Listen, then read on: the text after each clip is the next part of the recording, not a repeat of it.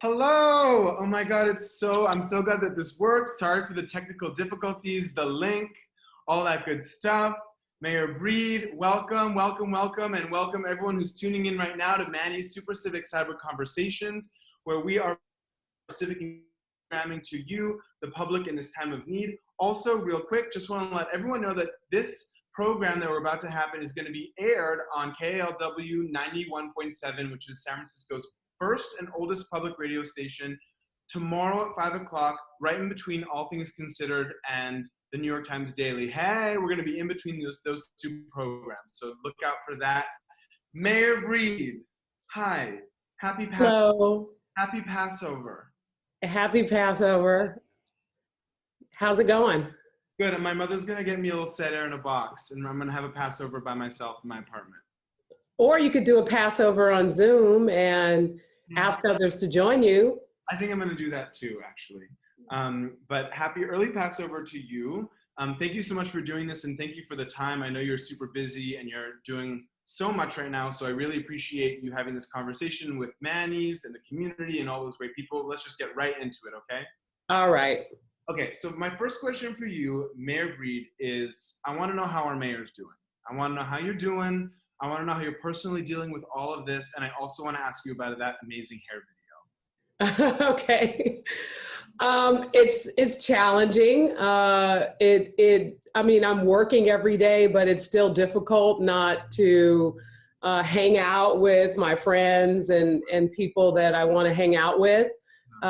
Zoom has been amazing because you can at least talk to people and see them, but it's still really challenging. In addition to the decisions that have to be made, and also explaining to the public why. I know people probably feel like, how much longer? Why do I have to do this? And I also really feel bad about kids and just what's happening. And so I'm just really, a lot of it is just trying to do a good job, but also trying to keep my sanity myself and get my fresh air and follow the rules and really hopefully give people hope as we go through this process, because it is like nothing any of us have ever experienced before. So I am doing the best that I can. So thank you for asking. What are Mayor Breed's top 3 tips for people who are getting cabin fever or families who are at home with their kids right now? And how are you dealing with, your own cabin fever? Yeah, I think I use Zoom. So I go on Zoom and I act really silly. All right. I think laughter is going to be so important. I remember when we were kids and like my grandmother, like we would dress up in her clothes and her wigs and everything, and we'll come out and we would perform and we didn't have all this technology and cell phones and all this stuff to do, but we got really creative. And so I would just say, make it an adventure, get creative. Social distancing doesn't mean social isolation away from your friends and family members and people that you should stay connected with. It's also a great opportunity to get connected with other people that you may not have talked to in a while. So I would just suggest that we get creative. We start having a little bit of fun indoors. We try to make, a light of the situation as much as we possibly can in our circles, so that we're not always serious and stressed out and worried and really screwing up our mental capacity to really absorb and process and just deal with all of what we know everyone is dealing with. Well, some of my friends and I are doing a drag Shabbat, I think, next weekend. So that's going to be. Oh, invite me. I want to see. This is what I mean. You have to perform, though. You have to do a piece. Oh, I have wigs. Miss Brown's granddaughter keeps wigs ready to go. You may have to have a wig off because I have a pretty special wig. I would totally do that. That's exactly what I'm talking about. Sounds good. All right, I'm going to go chronologically. Okay, so first let's talk about the first decision that you made to, to kind of say no to large social gatherings. What caused you to pull the trigger that first time? And then again, what was the moment that caused you to pull the trigger for shelter in place? So we were studying this issue for some time, even back in January. We operated our emergency operations center, and we were monitoring what was going on all over the world. Mm-hmm. And, looking at how the virus took off in various cities and countries in general, it made me nervous because all it took is one person. And I don't know about you, but I've seen those movies like Outbreak and others where it's like all of a sudden you have a pandemic, which is what we're right in the middle of. And so what I wanted to do more than anything is prevent whatever I could prevent from happening. And I know that it was probably frustrating to people because they felt like, well, wait a minute, there's no cases here in San Francisco. Well, wait a minute, like I bought these tickets to the symphony, 2 weeks ago or 2 months ago, and people just did not want to change. And I think that it was important to make the decisions based on what we know was coming and what we know was happening in other places, but doing what they didn't have a chance to do. And so that's why I was very decisive. That's why when I met with community members and others before I issued the declaration of emergency, I made it clear, as much as it pains me to do this, because not only was our Chinese community already suffering because of a lot of the discrimination and the xenophobia that was happening to this community, but then I was taking this bold action, which was, of course, going to sadly scare people away from San Francisco and was going to have a tremendous impact on our economy. But at the same time, I knew we were approaching a situation where this is going to be a public health crisis in our city. And I know this because we have public health experts who study these issues, who I respect and I believed. And I wanted to do everything I could based on their advice that could limit the spread of this virus in our city. And I felt that that was more important than the economics, even though we know that this is going to be so hard for so many San Franciscans financially. And honestly, Mayor, I feel like so many people are so proud of our city now looking back because you took that decisive action early. And, so far, at least, and I know we can't count our chickens before they're hatched, but so far, I feel like what's trickling down is that it's really paying off. So thank you for doing that. Seriously, you probably saved a lot of lives by taking that bold action early. So from me to you, I just want to say thank you for that. Yeah. Okay, my next question is, I can only imagine what your life has been like the last couple of weeks. I'm sure you've seen a lot. So can you tell me about an experience that you've had that has deeply frustrated you and one that has made you deeply hopeful from the last couple of weeks? The thing that is making me lose it is people who are not staying away from each other outside. I feel like this is payback for all the problems I gave my grandmother when I wouldn't listen as a kid. And she would tell me over and over, come inside at this time, don't do this, don't do that, don't do this, don't do that. And now I find myself in a very similar situation where all I want to do is go out there and tell everyone, stop, stay away from each other, move, back up. And so I think the hardest part has been seeing people not socially distancing themselves from one another when they know they should, and not really caring either, and not really understanding the impacts. And even I ran into a friend when I was at the grocery store, and he tried to come up and give me a hug. I'm like, ah! But couldn't you just go for a hug right now? I could use a hug, yes, but I was like, no thanks, I'll pass. In light of what's happening, I'm like, we can hug in 2 months, And the other thing that really bothered me that he said, as someone who I felt was paying very close to this issue, he said, look, I've never been sick, so I'm not worried.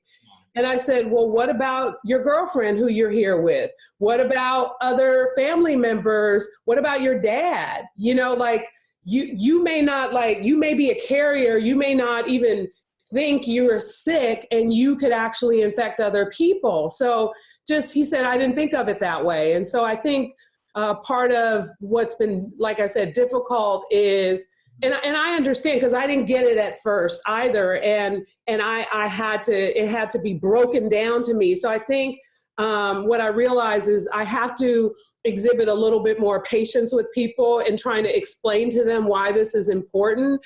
And I'm hoping eventually that people will get it. And I think for the most part, most San Franciscans are getting it.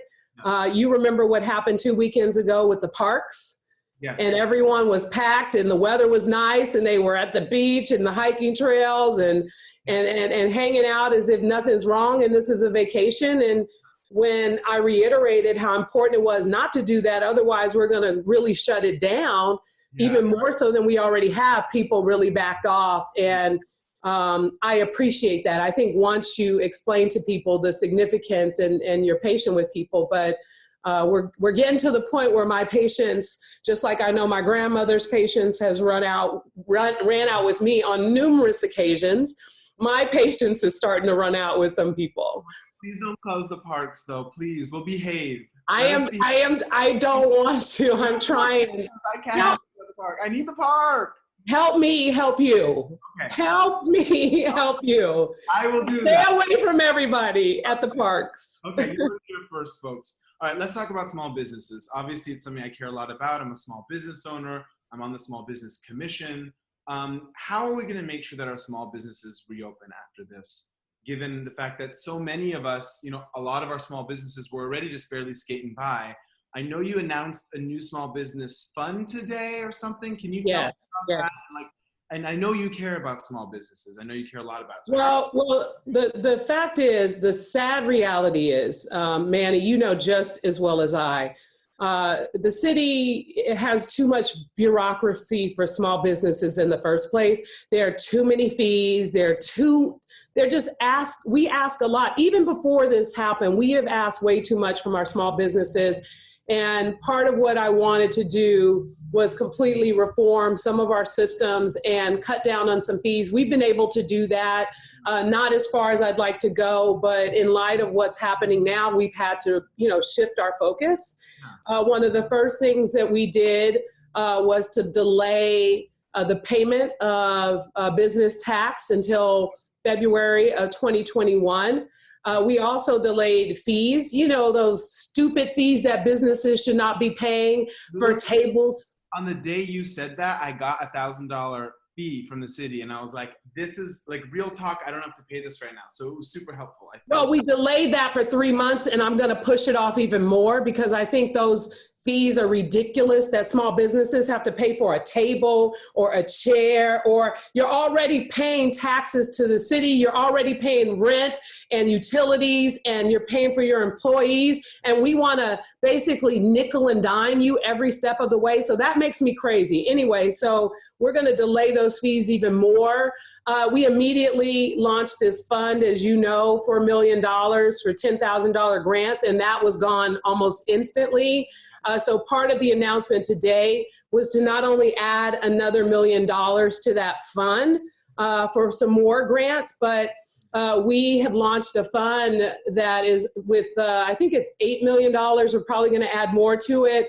But small businesses can take out a loan of no interest loan of up to $50,000 that can help them kind of get through this really challenging time. And we know that the federal government, through its stimulus monies, have some support for small businesses, which I'm excited about.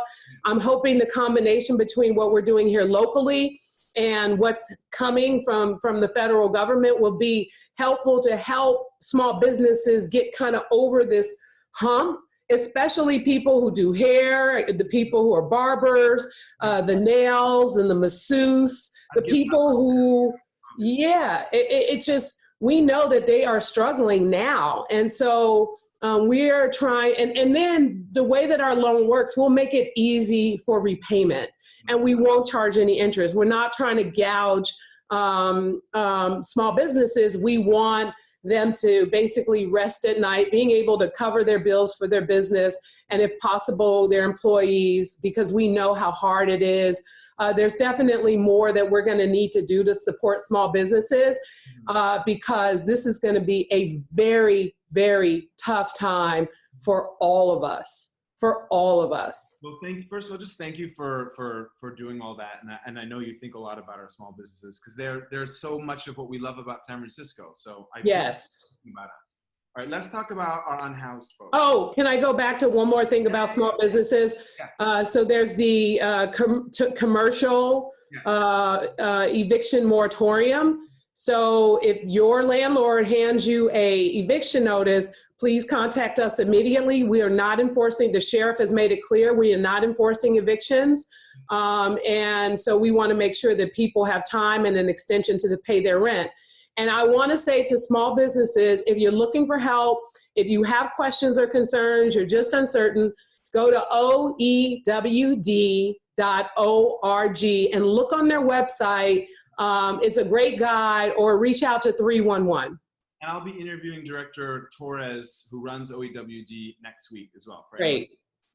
Okay, let's talk about our unhoused folks, because a lot of people are talking about this. Yes. People are saying, they're like, this could be an opportunity because we're an emergency, to house a lot of the people who are unhoused, maybe in the hotels.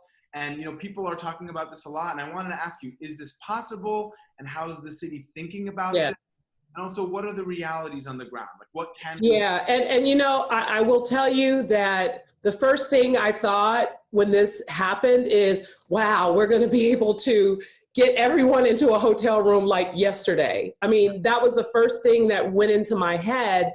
And then the realities of the finances and also the public health priority kind of sunk in, because this is a public health crisis, and we have to make every decision based on that. And instantly, when we started to work with the hotel community, we realized that there are a lot of things that go into operating these hotels, and also whether or not the workers who actually work at these hotels are willing to come back and work in the situations where we might have people who are quarantined. And then on top of that, the protective gear and what we need to do to make sure that they are kept safe and healthy.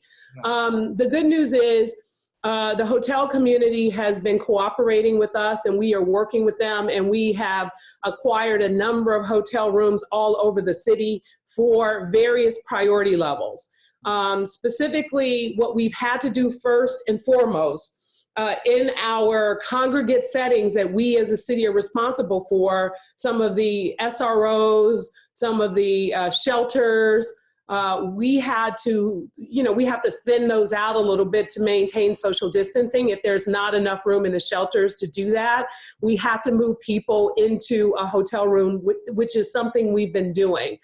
Today we had a case where someone was diagnosed in one of the shelters with COVID-19, and so instantly that person is actually now in a hotel room because that person is not sick enough to be in a hospital bed. And then also we put in texting mechanisms. We moved other people into a individual hotel room. And part of the other thing we have to do is provide security to make sure people don't leave when they're diagnosed, which is a whole nother issue. And that also comes with mental health support and a number of other kind of wraparound services, which basically increases makes it necessary to increase our capacity in order to manage this. So it's not as simple as we can provide everyone with a hotel room. We will be providing hotel rooms for everyone who can almost pretty much stay independently, whether it's, and specifically to the vulnerable populations of people with medical conditions and those over 60. We just got a hotel location with about 400 beds. We're going to be moving people directly off the street who fit into the vulnerable population first.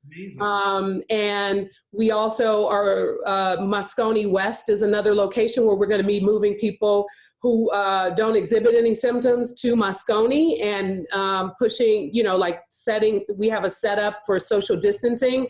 And a lot of this is about making sure, because they require 24-hour staffing. And this is very expensive. And we will only be reimbursed for some of the expenses related to the population, that is the vulnerable population and the over 65. But we have said we're going to support those over 60. We put in a number of systems. This is going to be very expensive regardless for our city, where we are anticipating maybe anywhere between a $1.1 and $1.7 billion budget deficit.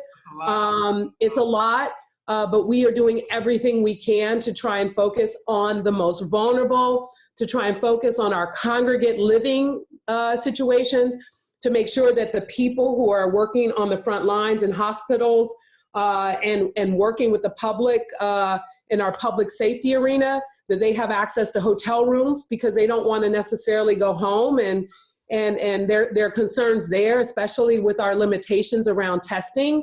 They want to come out, they want to serve the public, they want to do their jobs, but they don't want the risk of infecting their families. So we have a plan in place where the priority is public health, and we are not going to just be able to take over every hotel room in the city and provide staffing for every hotel room in the city and be able to move people into hotel rooms and force them to stay there. That's just not going to happen. And the reality is, people who sadly have drug challenges and mental health issues are not going to take a room and stay there. That's just not realistic to expect people who are struggling, if we're not providing them the services and support that they need, then what makes you think they're going to not only stay in that hotel room, they're going to stay there alone?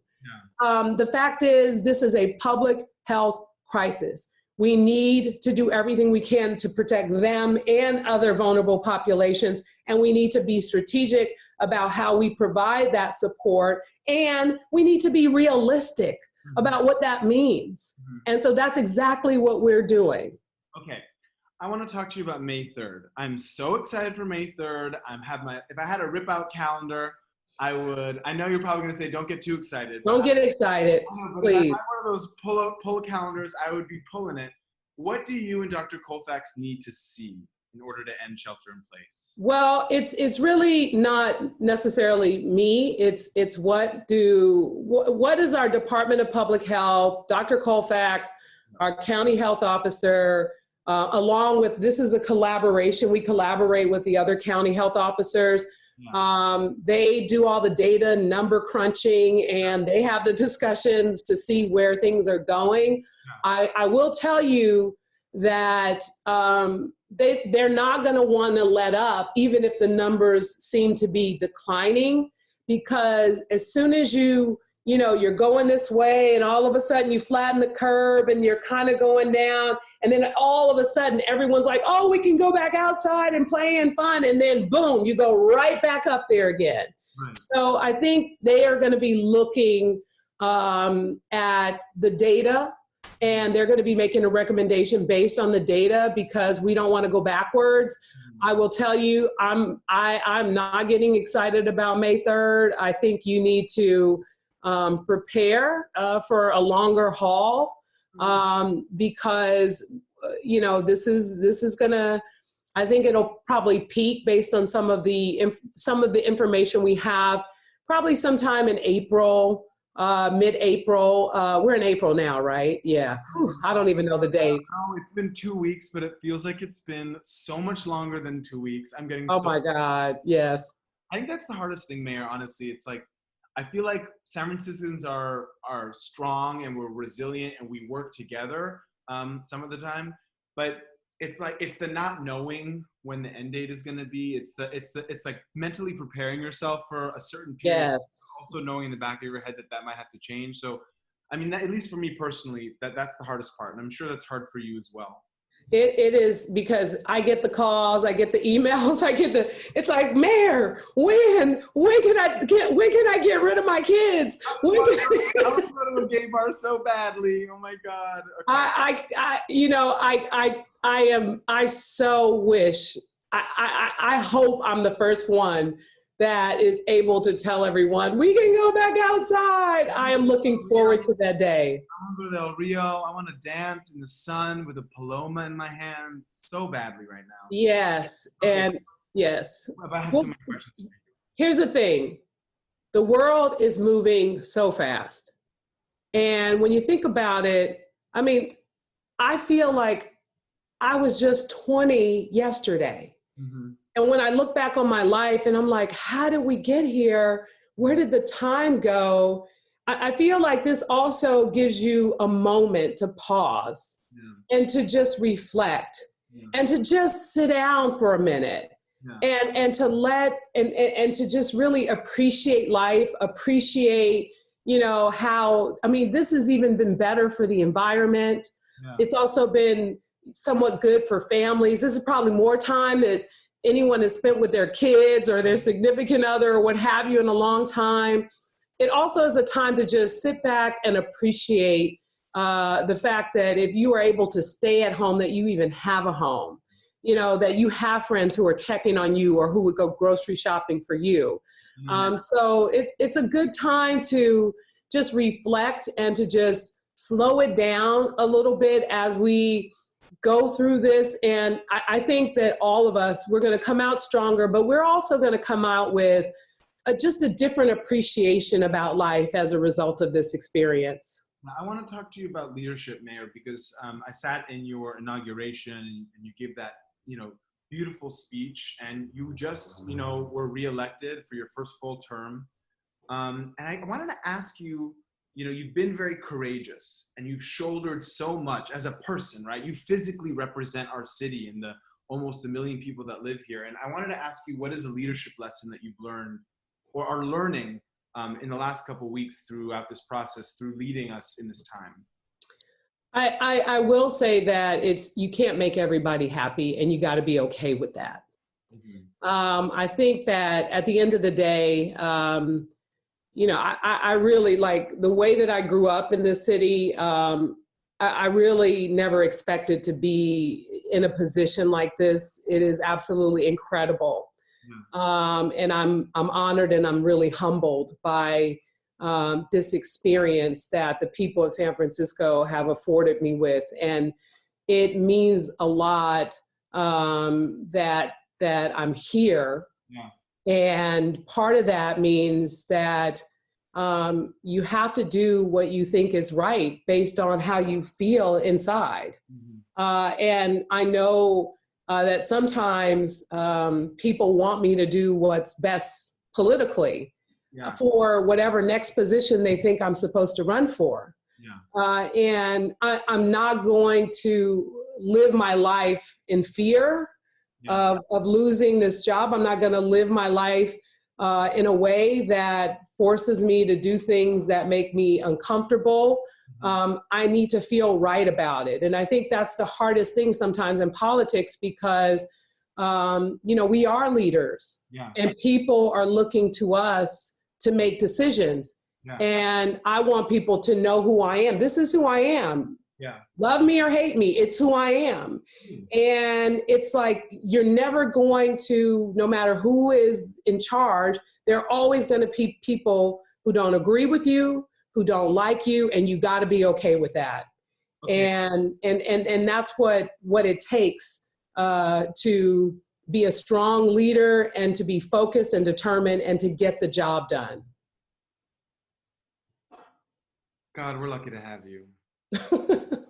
I just have a couple more questions because I know you've got a lot to do. Thanks. We've talked about getting back to normal, but I think what a lot of my friends and I are talking about is, and it's an interesting kind of Zoom happy hour topic, is kind of like, how might this change us more long term or maybe permanently? And so I want to ask you, as the mayor of San Francisco, what do you think are kind of the long-term changes that you predict we might see in just the way San Franciscans operate and within the city once this has all been lifted. And it could be positive or negative or whatever Yeah. long-term changes we might see. I think this is really going to change how we physically interact with one another. Because, I mean, I see friends and family, you give hugs, right? Now, I don't know. You don't think we're going to get back to hugging? I'm a little nervous about it now, I will say. I think it's going to change the whole handshaking thing. I think it's going to change some of the policies that put into place, and just how people are going to be like. The thing is, there are things that I was already doing that everyone's doing now. Like when I get on a plane, I bring my Clorox wipes, and I already wipe down the whole area around me, and even by my window and everything. I got a whole system. I think it's just really going to change how we how we do things, and how we interact with one another. I mean, I'm sad that there are kids that are afraid to walk up to other people. One of my staff members was like, my daughter, we were walking and was like, oh, I can't get near him. He might get me sick. And so I worry about kids and their behavior. I think that's going to be a big part of it, is how we interact with one another. And there may be new policies put into place. I'm sure with what we're doing here in the city, we may think about making sure we have, in storage, masks and gowns and sufficient resources in case anything could happen. So I just think it's going to be a tough adjustment. Okay, so we just have like time for a couple more questions. God, I feel like I could talk to you for a very long time. I know you have other people to talk to. So you just recently announced this COVID Economic Recovery Task Force. And I wanted to ask you about it because we're Californians, we're San Franciscans, and we think ahead, right? We're supposed to be this progressive city on the hill. And so I'm really glad that you're assembling this task force for the recovery, because we're going to get through this, but we need to recover well. So can you tell me a little bit about this task force, like what it's going to do, and also like, how are you thinking about it being useful to you and all the other folks to actually help us recover from this? Well, we put together this task force with, 4 chairs, Assessor Recorder Carmen Chu, the Treasurer Jose Cisneros. Those are the city money people, as well as the Chamber of Commerce Executive Director and the head of San Francisco Labor Council. Yes. Because this is about all of us. This is about our business community. This is about our workforce. This is about the finances of the city, with the budget projections and what we anticipate is to come. We know we're going to have to make some hard decisions. Yeah. And we also know that we have to do some things short term now, yeah, to protect people financially as much as we possibly can. Yeah. And then what happens after this? Mm-hmm. What happens when when people aren't, like, we say, okay, it's over. When does the recovery start with the visits to the hotel rooms? Yeah. I mean, people are going to be hurting financially all over the world. So people aren't just going to all of a sudden start coming to San Francisco. Yeah. People aren't going to just all of a sudden start going back to restaurants. So it's going to take us some time to get through this. And what does this mean in terms of how we think about fee restructures, how we think about the existing finances, how we basically trim away things that are unnecessary, how we support our workforce, like how are we going to develop a long-term plan that will get us through, and something that we set up and then we implement in order to help us pretty much come back to a decent financial situation. Well, thankfully, obviously, as you know, I mean, this is in our blood, right? Like, you think about the phoenix rising from the ashes in our city flag, and how just 5 years after the 1906 earthquake, we hosted the World Fair. We are known as this city of resilience. And so I feel like it's actually so much a part of San Francisco's fabric. We know how to come back from times like these. And so I have a feeling that with your leadership and with all these smart minds, we are going to come back swinging. Okay, I have a question for you. Are you ready? Yes. What's going to be the first spot that you go to on your first night out when this is all over? Night out? Night out. Oh. Like it's the first night Well, out. first of all, I'm not going anywhere. You have no Listen. meetings. This is not a political trip. You're at home. You're getting dressed. You call your friends. It's the first night, and you can go anywhere in the city. Everywhere's open. It's not like now where it's like, are they doing takeout? Like everywhere's open. Mayor Breed can go out. She's off the clock. Where is she gonna go first night? Okay, first of all, I'm getting my hair and my nails done before I go anywhere. That's what I'm saying. Yes. So your nails are done. They are done. You look amazing. Okay, shoot, I'm going to one of the restaurants in the city. I'm going to a restaurant somewhere. I don't even know. I mean, I go to Sheba Lounge. I go to, what's that place called? I love State Bird Provisions. I love like the neighborhood places.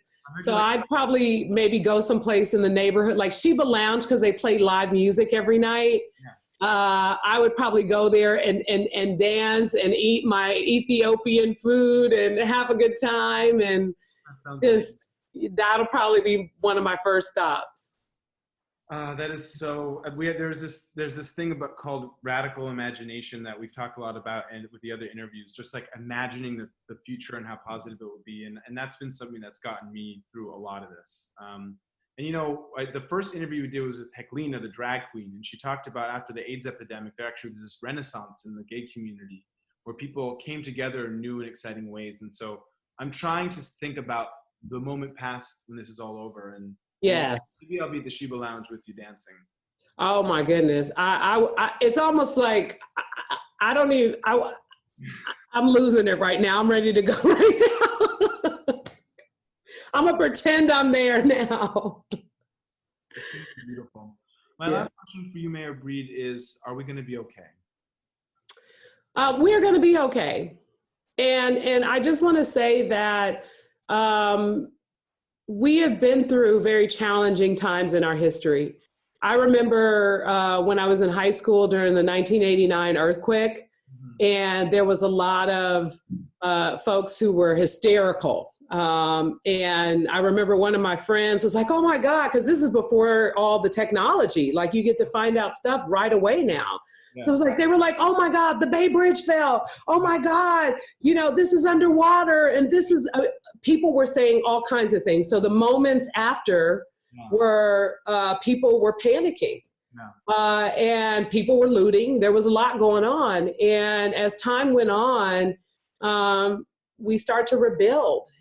We went back to school. We went back to work. We recovered. And the work that we've done to make our city even more resilient through our seismic safety efforts, our Department of Emergency Management, like we prepare for these things better than we even did then, and we came back. We've come back after 9/11. Even though it impacted New York, it impacted, everything we do with our airports and how we feel safe as a city and as a country.